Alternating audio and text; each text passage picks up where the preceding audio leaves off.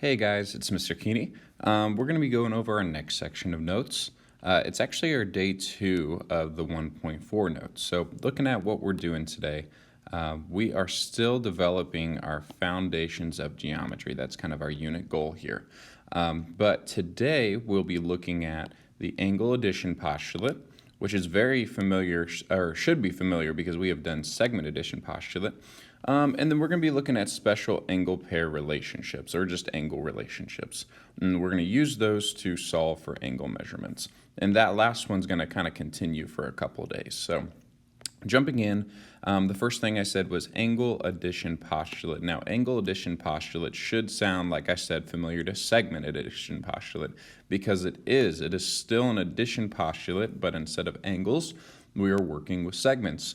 So the words here, what this is saying is that if point P is in the interior of angle RST, then the measure of angle RST is equal to the sum of the measures of, and I want to also say, it's equal to the sum of the parts. The whole is equal to the sum of the parts. And if I look at this picture over here, I can see that there's two parts. There's the one I highlighted in pink here, and then there's the one I'm highlighting in orange. Those two parts, if I were to add those together, they're going to give me equal to the whole, this big red angle. So that's kind of the idea we're working with here. So the measures of that smaller pink angle is angle RSP, and if I were to add it to the other smaller angle, the orange one, PST. So if we were to write this in symbols instead of words, if P is in the interior of angle RST, then the measure of RST is equal to the measure of angle RSP plus measure of angle PST. So we are adding these two together to get the whole. So going down here, I want to get to exactly an example. It says the measure of angle PRS. Now PRS is again this entire angle. So if I'm trying to find the entire angle measure here, well, I'm going to have to take these two parts and add them together. So if I want the measure of angle PRS, I'm going to have to take the measure of those two smaller parts, 81 plus 42. And if I add those together, I would get 123 degrees. So that is what the angle addition postulate says. It says if I'm taking two or more, it doesn't have to be two, but if I take the parts and I were to add them together, I get the whole. And then here's the second example that uses a little bit of our algebra skills. They tell us that GFJ, they actually tell us what it is equal to this time. It's right here. It says it's 155 degrees. We are trying to find GFH, excuse me, which GFH is right there, and we're also trying to find HFJ, which is right here.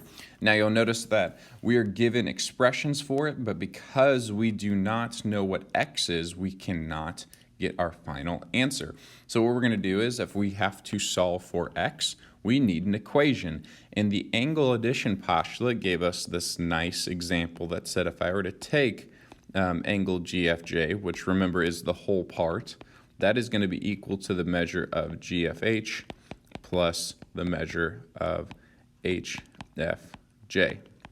And the big thing here is it's an equation. So I'm going to sub in values to use an algebraic equation that we can solve. So our whole is 155 degrees. That was given to us.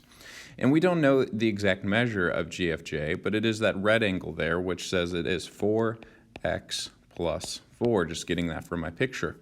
And I can add that to, again, I don't know what HFJ is, but they do tell me it is 4x minus 1. And now that we have this, you'll see that we have like terms, and just in general, we got an equation that we can solve. So I'm going to have 155 is equal to 4x plus 4x is 8x, and then 4 minus 1 is a positive 3. I'm going to take away 3 from both sides, and I have 152 is equal to 8x. I'm going to grab my calculator right next to me because I do not know what 152 divided by 8 is on the top of my head. But after I do divide it and using that calculator, I get that x is equal to 19.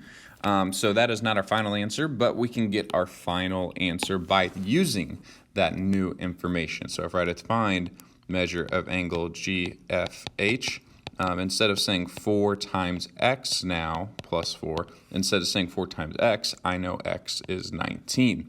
So again, using my trusty calculator here, I'm going to do 4 times 19 to get 76 plus 4.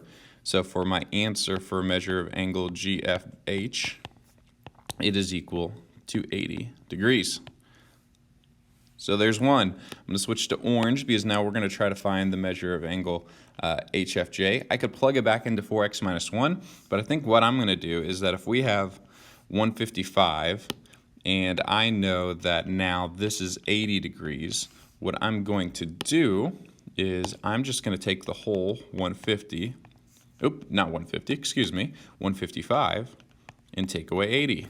So if I were to do 155 minus 80, I would get 75. So for our final answer for the measure of angle HFJ, I get 75 degrees. And what you'll notice is that if I take 80 plus 75, I get 155. So I have that equal, what I'm trying to say, angle addition postulate, the sum of the parts equals the whole. So that kind of covers angle addition postulate, and we will do more examples together when we are together. Now we have this idea of congruent angles just like we had the idea of congruent segments.